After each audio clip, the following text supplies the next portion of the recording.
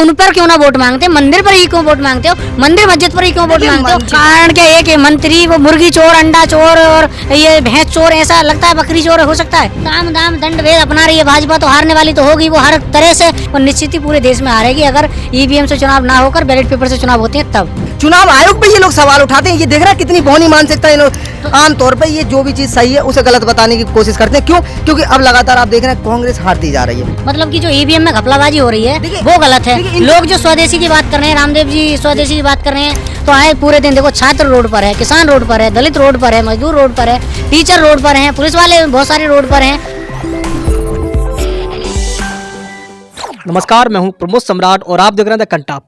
दोस्तों, आज हम उस मुद्दे पर बात करने वाले हैं जो कि मुद्दा पूरे देश में गरमा रहा है, ईवीएम को लेकर के। कुछ लोग ईवीएम का विरोध भी कर रहे हैं कि लगातार धरने चल रहे हैं पूरे भारत में, ईवीएम को हटना चाहिए, और कुछ लोग कह रहे हैं नहीं, चुनाव ईवीएम से ही होना चाहिए क्योंकि ईवीएम विपक्ष ही लाया था और विपक्ष ही ईवीएम हटाने की मांग कर रहा है। तो हमारे हाथ में कुछ युवा हैं जो कि कुछ तो ईवीएम के पक्ष में हैं और कुछ ईवीएम के विपक्ष में हैं। तो जानेंगे इनसे क्या वास्तव में इस बार 2024 के लोकसभा चुनाव ईवीएम से होना चाहिए या नहीं होना चाहिए। सर, क्या नाम हुआ आपका? मेरा नाम चेतन मुरादाबादी है। सर, आपका क्या नाम हुआ? जी, राहुल बेगाना। क्या आपको लगता है कि इस बार 2024 में चुनाव ईवीएम से होना चाहिए नहीं होना चाहिए? देखिए, होना नहीं चाहिए। क्यों नहीं होना चाहिए ईवीएम से चुनाव? क्यों नहीं होना चाहिए? देखिए, लगातार जो लोग धांधलेबाजी दिखा रहे हैं, और कुछ लोग हैं जो सुप्रीम कोर्ट के जो एडवोकेट हैं, एडवोकेट भानु प्रताप, उन्होंने लगातार आंदोलन भी कर रहे हैं और पूरे देश में जंतर मंतर पर आए दिन आंदोलन होता रहता है, और वो चुनाव आयुक्त को भी टारगेट कर रहे हैं कि हमें आप 50 मशीनें दीजिए और हम उनको हैक करके दिखाएंगे। और इसमें बहुत ज़्यादा धांधलेबाजी है। इस वजह से ईवीएम से ना कराकर अगर आपकी सरकार को डायरेक्ट चुनौती देते हैं, आप बैलेट पेपर से कराएं और जीत कर दिखाएं, डायरेक्ट ये चुनौती है। अच्छा, को क्या क्या कहना है जो ये कहना चाह रहे हैं कि ईवीएम से चुनाव वास्तव में नहीं होने चाहिए और हटाना चाहिए? क्या आपकी इसके पक्ष में है विपक्ष में इस चीज़ की आप? जी, पहली बात तो मैं इनके विपक्ष में ही हूँ। सीधी बात तो यही है कि ये बिल्कुल गलत कह रहे हैं कि ईवीएम को हैक किया जा सकता है। देखिए, जितनी भी रिपोर्ट्स अभी बता रही हैं कि ईवीएम एक ऐसी इलेक्ट्रॉनिक मशीन है जिसमें सॉफ्टवेयर का कोई काम नहीं। जब सॉफ्टवेयर नहीं है तो उसे हैक करना मुश्किल है, एक चीज़। अब दूसरी बात ये कहना कि भाई ईवीएम को मतलब हटा दिया जाए, तो ये इस तरह की बातें कर रहे हैं। आधुनिक से हम जो है प्राचीन में जाएं।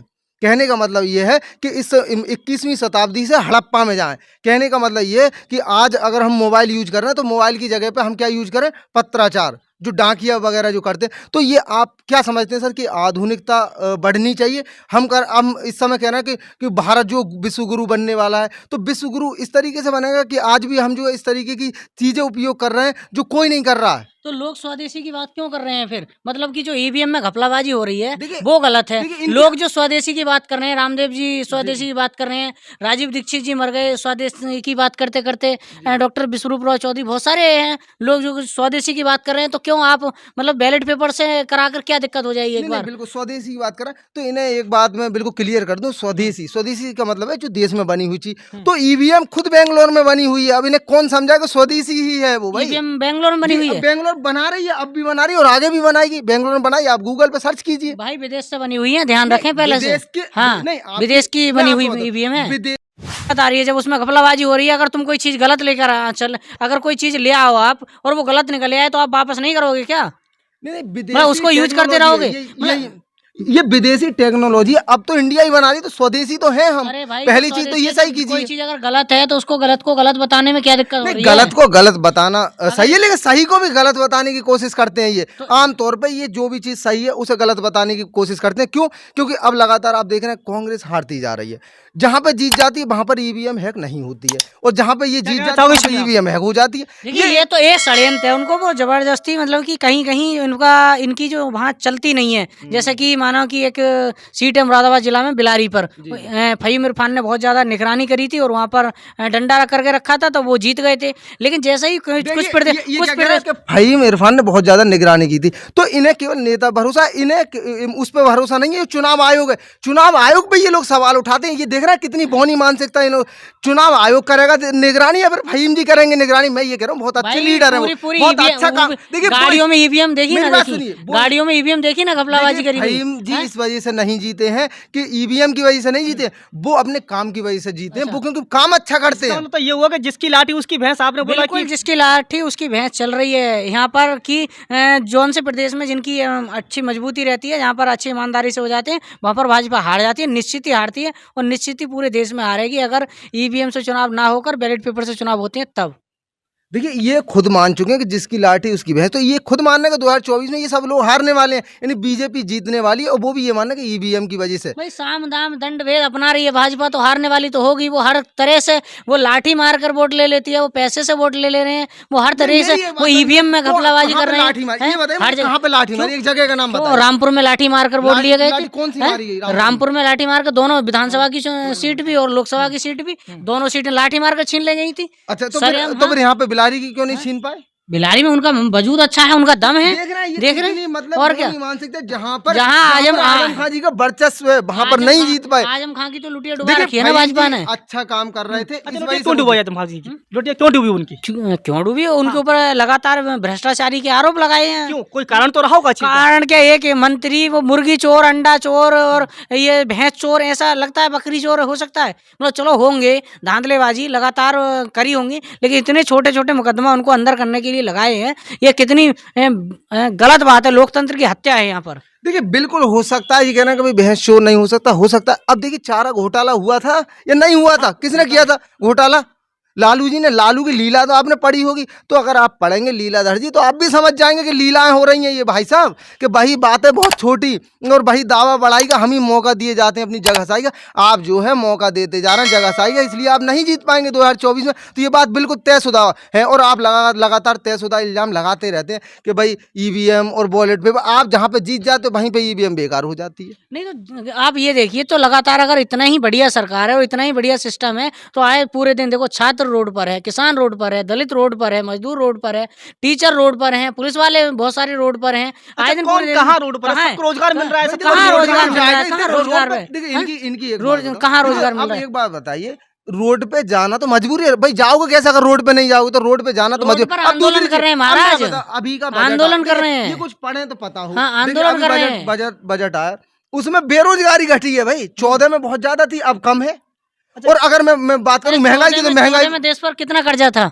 देखिए 14 में कितना देश पर कर्जा- और 14 से और 24 तक देश में कितना कर्जा बढ़ गया, कितने गुना? आप खुद देख लीजिए, जाके सर्च कीजिए। 14 में ज्यादा था कर्जा। अच्छा 14 में ठीक ज्यादा कीजिए था। आप अपनी। अच्छा 14 में और ज्यादा अब था, कम है कर्जा। अब कम है जी। अब कम से कम 3 गुना ज्यादा बढ़ चुका है। अब देखिए गूगल करिए। अगर देखिए पढ़ इन्वेस्ट, के देखिए मेरी बात सुनिए, देखिए जब इन्वेस्टमेंट करते हैं तो कर्जा लेना पड़ता है भाई अच्छा। साहब। इन्वेस्टमेंट अगर मान लीजिए जितना आप आजादी से अब तक आप रोड जितना आजादी से अब तक कर्जा लिया गया था, उतना इन 10 सालों में कर्जा उससे कई गुना ज्यादा कर्जा ले लिया गया है, इस सरकार ने ले लिया है। लेकिन इन्वेस्टमेंट भी तो देखिए, बहुत सारे आईआईटी बनाए, बहुत सारे आईआईएम्स बनाए, यूनिवर्सिटीज बनाई है, रोड बनाए, लेकिन वो कांग्रेस में क्या हुआ, उससे डबल काम इन्होंने केवल 8 सालों में कर दिया। उनका कांग्रेस ने वही किया है, जो बेच रहे हैं वो कांग्रेस ने बना दिया कि तो लगातार अडानी विदेश के हैं, वो भी तो भारत के ही हैं। अडानी विदेश के हैं, अरे भाई तो किसी विदेशी ने खरीद लिया। उद्योगपति कोई किसी देश का नहीं होता है। नहीं, हैं? उद्योगपति नीरव देश- मोदी, ललित मोदी भाग गए, उन्हें रोक पाए? वो भी तो देश के ही थे। नीरव हैं? मोदी वो भागे, तुम्हारे वो अडानी रिश्तेदार थे बीजेपी के क्या? अपने आदमी है, वो तो हैं? भागेंगे वो तो वो रिश्तेदार थे क्या? मतलब वो अच्छा। रिश्तेदार थे। नीरव देखिए, मोदी, ललित मोदी, विजय माल्या, इन लोगों को बुलाओ ना, इन पर कितना कर्जा है? 2G स्पेक्ट्रम, चारा घोटाला, ये सब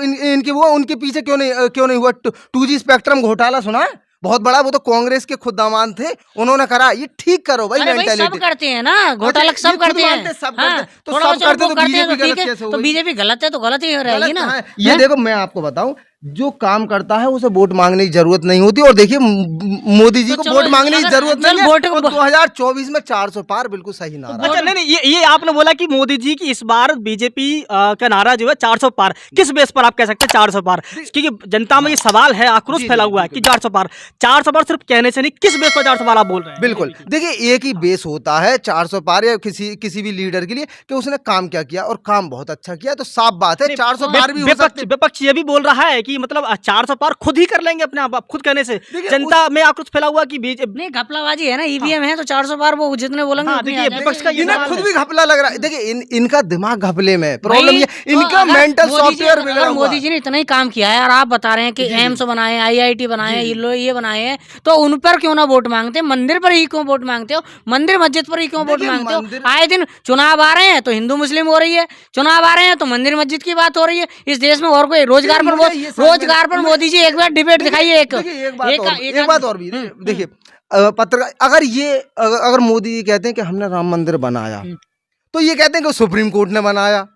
और जब ये कहते हैं कि भाई चुनाव मांग रहा है, ये राम मंदिर के मुद्दे पे मांग रहा है, तो भाई जब उन्होंने बनाया तो उसी मुद्दे पे मांग भी सकते हैं वोट। लेकिन अब ये भी तो नहीं मानना है कि सुप्रीम कोर्ट ने बनाया। अगर ये कभी कहते हैं कि सुप्रीम कोर्ट ने बनाया, कभी कहते हैं मोदी जी ने बनाया। भाई सुप्रीम कोर्ट ने बनवाया है, लेकिन गलत बनवाया, सही बनवाया, ये बताइए चलो मुझे। सही बनवाया है, सही तो बनवाया, राजनीति तो तो इस पर राजनीति तो भाजपा कर रही है ना। देखिए- आधा अधूरा मंदिर का उद्घाटन कर दिया है, चारों शंकराचार्य नाराज हैं, जो अच्छे हिंदू हैं वो नाराज हैं, कोई तुमसे राजी है ही नहीं। देखिए ये जो है रात दिन पहली बात तो वेदांत आवाज ना उठाए, सरकार की चाटुकारिता करने लगे क्या? थोड़ा बहुत जिंदा है जमीर जिनका वो जिनका जमीर जिंदा है वो लोग आवाज उठा रहे हैं, तो उनको आवाज नहीं उठानी चाहिए क्या? उनके आपको लग रहा है कि हाँ, जमीर जिंदा हाँ? है, बिल्कुल जिन मरा लोग- हुआ जिन जमीर लोगों है, का बिल्कुल जिंदा है, नपुंसक जमीर है इन हाँ, लोगों का। जिन लोगों का जिंदा है उन लोगों का वो तो आवाज उठाएंगे ना। बिल्कुल। उनको मीडिया ये लोग ऐसे हैं? लोग हैं ना, तो इन्हें मीडिया राम का को- पता देखो, है। मीडिया देखिए, पर मेरी बात सुनिए सुनिए, मीडिया पर लगातार सीमा यादर दिखाई जाती है, मोदी जी कहाँ जा रहे हैं ये दिखाया जाता है, मोदी जी क्या कर रहे हैं, मोदी जी पूजा कर रहे हैं। मीडिया पर कोई मणिपुर नहीं दिखाया जाता है, मीडिया पर कोई किसान नहीं दिखाए जाते हैं, मीडिया पर कोई दलित नहीं दिखाया जाता है। राजस्थान, मध्य प्रदेश और पूरे देश में कानपुर जैसी घटनाएं, यूपी में बहुत सारी देश में पूरी में घटनाएं हो रही हैं, वो नहीं दिखाई जाती हैं। मोदी जी दिखाई देते हैं, राम मंदिर दिखाया जाता है। हैं? ये नहीं दिखाए जाते हैं, तो आपको पता कैसे लग रही है भाई? ये बताइए मुझे। सोशल आपको मीडिया से पता पता कैसे चल रहा है, लग- सोशल मीडिया से पता चल रहा है, सोशल मीडिया से। सोशल मीडिया भी डेटा वहीं से चुराती है, वहीं आपको से नहीं सही चुराती की है, डायरेक्ट वहीं से उठाती है, आजकल डेटा। हर किसी के अखबारों में से फोन- उठाती है, मेरा- प्रिंटिंग मेरा- प्रेस में से मेरा उठाती है। अखबार से नहीं उठा, सुने पत्रकार साहब, एक बार अखबार से नहीं उठा दिया। आजकल हर किसी के फोन में कैमरा है और हर कोई भी गलत काम होता है तो वो रिकॉर्ड करता है और व्हाट्सएप, फेसबुक, सोशल मीडिया पे वायरल कर देता है, वो सोशल मीडिया है। प्रिंट हाँ। मीडिया